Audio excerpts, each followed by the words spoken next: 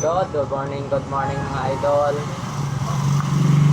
Nakita ko doon na tanong, bakit daw karamihan sa mga tracking, ang hinahanap daw talaga na driver yung marunong magkumpuni rin ng sasakyan, yung mag-troubleshooting o mag-ayos.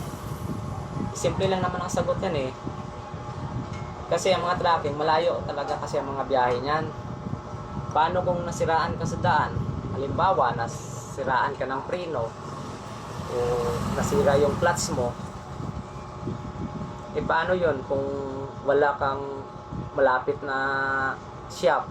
Matik, hindi ko talaga mag-ayos noon. Nakasimple lang naman kasi mga ganyan na yan na pag-ayos ng mga ganyan na yan. Pag matagal ka ng driver, matik na yan.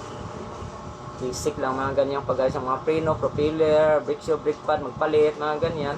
Basic na yan. Tapos yung mga ilaw na yan, magpapalit ng mga troubleshooting ng mga wire. Basic na yan sa mga datihan pang mga driver. Kaya ganyan talaga hinahanap ng mga kumpanya, yung may alam pagdating sa tracking, wag lang puro drive. Okay, salamat, Kupal.